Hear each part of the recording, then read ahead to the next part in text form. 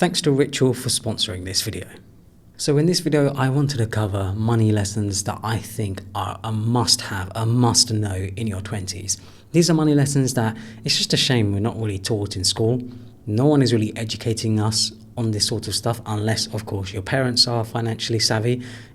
Usually you kind of just have to figure it out yourself. The money habits and the financial lessons that I'm going to be sharing in this video are things that I've learned through my 20s. I've learned from other wealthy people. I've learned from just reading about finance online, and I want to share them. I want to make sure that you guys know them as well. Now, of course, this doesn't just have to apply to people in their 20s. It can apply to any age, but I do think it's important to know these as early as possible. Lesson 1, don't step into the credit card trap. So credit cards are very appealing, there's no doubt about it, because it almost seems like it's free money. The way they're advertised, the way they seem very classy, especially when you see sort of American Express cards, it's kind of almost glamorized to have expensive credit cards, nice credit cards, but it's so unfortunate that it's like that. I almost feel like it should be illegal. Like, credit cards are so dangerous if you don't know how to use them. I've seen this firsthand with friends and family where they've talked about credit card debt and how they've got into credit card debt, and the number one thing is they didn't actually fully understand how it works. They kind of just thought it was free money and you pay it off, whatever, and how quickly the credit card debt can actually build.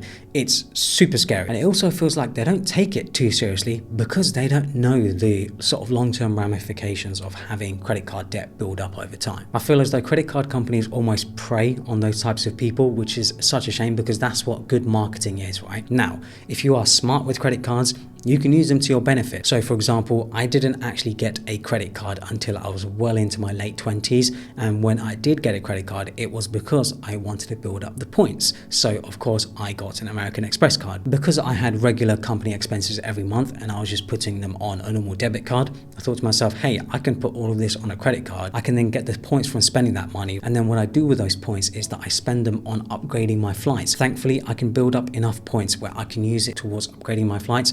So an economy flight might cost me $500, but a business class flight might cost me $500 in taxes and then an additional however many points on top. And then I get to fly in comfort. So that's how I use credit cards. I don't actually use credit cards in a sense of, oh, I need money that I don't have, so I'm going to use a credit card. No. I never ever use a credit card like that. I actually mainly use credit cards just to build up points. I actually don't think anyone should have a credit card unless you're using it to get points or build up your own credit history. Lesson 2 is learn to cook instead of eating out. So it's so easy to order food in nowadays. You have apps on your phone where you can literally just, with a few taps, have your card connected, order some food and get it delivered to you within 30 minutes, maybe 15 minutes, whatever it might be. It's always crazy to me how much money people spend on eating out. I'm guilty of it as well. I look at some of my month's transactions and I think to myself, oh my God, I've spent like $200 or $300, maybe $400 on eating out. That's like enough food for a whole month if I had just bought food at a supermarket, brought it home and just made it myself. So in my 20s, I simply learned how to cook. Now, when I say I learned how to cook, I don't mean that I'm Gordon Ramsay or anything like that. What I'm really doing is just making super basic stuff, almost like meal preps, you could say, in a way, where my meals are usually made up of 3 things: protein, carbs, and veg. And that is what most meals are made out of. When you really break them down, that's all they need to be. So if you can learn how to make basic chicken, basic steak with some carbs, maybe rice, pasta, whatever carbs you like, you can smash out meals very, very easily. You don't have to spend a lot of time making them. Now, I'm not saying you shouldn't eat out at all, because eating out is actually a great way to obviously socialize with friends, try some new foods, try some new experiences, but just try and limit yourself, because it is just so easy to fall into the trap of eating out multiple times a week, especially if you don't have disposable income to spend on eating out. Like, it can just be such a huge waste of money. Now, this isn't strictly money related, but learning how to make meals, learning how to cook, learning how to make healthy meals will just be good for your health, will be good for your overall health, getting all the nutrients and stuff that you need, and making sure you don't become overweight. Your 20s can be make or break for your health, so it's just very important that you have good habits from the beginning. Something I've been doing for years is taking supplements, and supplements are such a great way of just getting extra nutrients, extra vitamins into your body that you otherwise might not get from the food you're eating. I have this multivitamin from Ritual that I have been taking every single day. Even with a varied diet, I might not be getting some of the essential nutrients that I need, but with something like this, I know I can be covered the best I can be. These capsules provide provide 10 different essential nutrients, including things like vitamin A, D, zinc, and a bunch of others. I'm usually quite skeptical of multivitamins, so I like to do my research, making sure that the multivitamins that I buy, the ones that I use, are actually going to be beneficial to me. And Ritual are fully transparent. They list every single ingredient, why that ingredient has been chosen, and what it does for you. They aren't just making things up either. The nutrients have been chosen based on real world evidence-based research. I'm a lot more conscious about what I put in my body nowadays, especially since I had my cancer a few years ago. I just take my health a lot more seriously. Also, how cool do these things look? They're see-through and you can see the liquid and vitamins in them. I feel like it looks downright futuristic. If you want to add a small and easy step to being healthier, make sure to check out Ritual. They're offering 25% off the first month, and you can use my code or scan the QR code to get started. Lesson 3, build an emergency fund. So emergency funds are something that people need to be taking a lot more seriously. It is shocking to me how many people don't have savings that are like 3 to 6 months, maybe 12 months, because you just don't know when that sudden bill, when that sudden sort of disaster will happen in your life where you need money very, very quickly. Now, of course, like I mentioned with credit cards earlier, what a lot of people do is they end up getting a credit card to pay for that sort of emergency. But if you have an emergency fund, then you don't have to worry about those sorts of things, because you know that emergency fund is always there ready for you, waiting to go. Me personally, I have 6 to 12 months always, just to make sure that if I just come across something random where I know I'm going to need money, or I'm going to need a big chunk of money very, very quickly, I know I have it sitting there just ready to go. Lesson 4 is investing. I've mentioned a numerous number of times on the channel that I think one of my biggest regrets in my 20s was that I hadn't started investing earlier in my 20s. I only really started getting into investing in my mid-20s. I just wish it was something that I had done earlier, because now when I look at my returns, when I look at my portfolio, I just think to myself, wow, like I could be so many more years ahead. But anyway, who cares now? That has already happened. I'm just glad I started in my mid-20s, and I really, really do recommend that people start doing it as early as possible. One of the easiest ways to get started is investing in stocks, and this is actually my primary way of investing, because for me it's just the easiest. Like being able to just go on my phone, have money, move it from my bank account into my portfolio, into my investing platform, which is Trading212, the platform that I'm using. Yeah, it just makes life a lot easier. The main reason to invest is, of course, to use compound interest, to use things that are going up in value, so that your money just isn't sitting there doing nothing. You can then use this money later in life. You can have a nice fund, maybe a retirement fund, or maybe it's a sports car fund, maybe it's a holiday fund, a retirement home fund, whatever it might be. Just having a nice chunk of money at the end, so that you don't have to worry about, damn, can I afford this, can I afford that? You want to live a life of luxury, I like to say, when you're older. Now, you don't have to be an investing expert to invest. I am no investing expert at all. I usually play it quite safe. I'm usually investing in companies that I feel like I know what they're doing, things like tech companies and stuff, mainly because obviously I work in the tech space. But even then, I think most people are fine investing in something like S&P 500, which just simply tracks the top 500 companies in the US. And if we look at how much the S&P 500 has gone up over the past 5 years, it's over 70%, which is just crazy. Like 70% return on your investment is absolutely insane for 5 years. And the S&P 500 has been pretty consistent.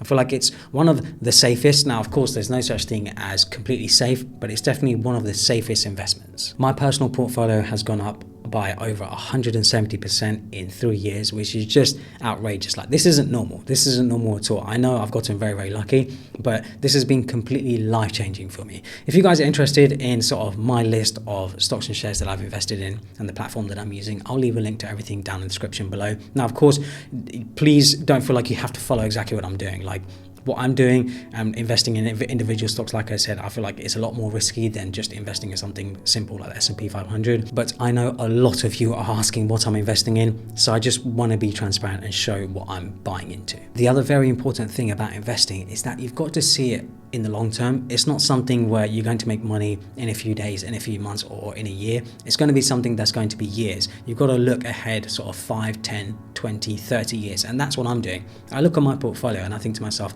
okay, in 20 to 30 years, hopefully this is how much I'll have.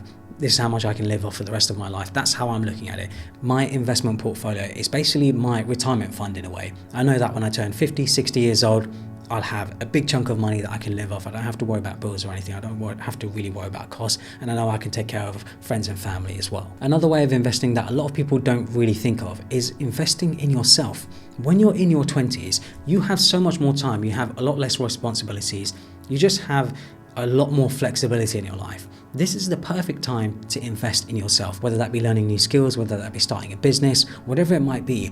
This is the perfect time to invest in yourself, because when you invest in yourself early, like this in your 20s, you can hopefully use the skills, use the knowledge that you've learned in your 20s, especially from things that haven't worked out. You can use those lessons later in life. Those losses and those wins that you have in your 20s are just great experience for the rest of your life. Lesson 5, beware of lifestyle creep. So naturally, when you're in your 20s, I feel like I am completely guilty of this as well. You see friends, you see other people doing exceptionally well. You know, they're driving around in nice cars, they have nice designer stuff, they have this, that, and the other. And it's so easy to fall into that materialistic trap. Now, there isn't anything wrong with buying things and spending your money. It's just all about being careful with it. It's just all about buying things that are actually going to bring you value. Because are you really buying it to bring value in your life, or are you just buying it just to show off to other people? And lifestyle creep doesn't just apply there. Lifestyle creep can also apply as you earn more money, you spend more money on just everyday things. So for example, if you do get a new job and you start earning more money, you naturally think, oh, I can rent, or I can buy a bigger place. Oh, I can buy an even nicer car. Oh, I can buy an even nicer phone. I can buy a nicer laptop, or whatever it might be. Now, there's nothing wrong with upgrading things in your life, but it's all about doing it in moderation and making sure that even though you're earning more money, you're also hopefully tucking away more money for investments, for savings, or whatever it might be. Just don't fall into the trap of lifestyle creep. It's so easy in your 20s when you see other people doing it as well. And then finally, saving is not enough. So this is something that I have done a dedicated video on before, but when you're earning money, when you have a full-time job, you usually have a sort of fixed income for the year. And whatever that fixed income might be, you're maybe tucking away however much money. However, if you're earning $30,000, $40,000, $50,000, $100,000, whatever it might be, there's only so much money you can save. There's only so much money you can tuck away. The problem is the cost of everything is still going to go up. Inflation is still going to increase the cost of everything. So instead of thinking about, oh, can I save every single penny, and really spending so much time trying to save as much money, even though I've just covered all these different topics about sort of saving money, investing money, you've also got to think about how can you increase your income. If you can focus on increasing your income, that is infinite. Like, there is no limit to how much money you can earn, but there is a limit to how much money you can save, because you still have to spend that money to live, to rent, for food, for getting around, travel, clothes, whatever it might be, all these sort of everyday expenses. So really do think about, okay, I'm saving all this money, but what can I do to actually make more money so that I can save even more money, so that I can live a more comfortable lifestyle? This is something that I learned, I feel like, in my late 20s. I realized, hey, I am sweating all the small stuff. Why am I trying to save a few dollars here and there, when actually the time I'm spending trying to save a few dollars here and there could actually be spent on making more money than the money that I would save, a lot more than I would save. So that's something that, yeah, I sort of almost had like an epiphany in a way. I was just like, damn, I just need to focus on trying to make more money. I need to focus on how I can build my business more, or maybe if I'm working for someone, how I can make more money through my employer. Maybe that's having some sort of bonus scheme. Maybe that's trying to figure out a deal with them where, hey, you know, if I make you this amount of money, can I have this much in return? Whatever it might be. Because what I found is that employers are more than happy to pay more to an employee if that employee is helping them make more money. This is exactly what I do with my team. With my team, I tell them, hey guys, look, if we can increase our income, this is how much more of a bonus you're going to get, because naturally you guys are the ones that have helped this business make money. So it's just important to try and figure out how you can increase your income rather than just constantly trying to save whatever income you have right now. Hopefully you guys enjoyed this video. If you have any money lessons that you feel like are worth knowing, please leave them in the comments below, because there are just so many different things that I feel like people need to learn about finance. Yeah, hopefully you guys enjoyed it. Again, thanks to Rachel for sponsoring this video. Make sure to use my code to get 25% off your first month. Make sure to follow me on Instagram and Twitter, and subscribe for more.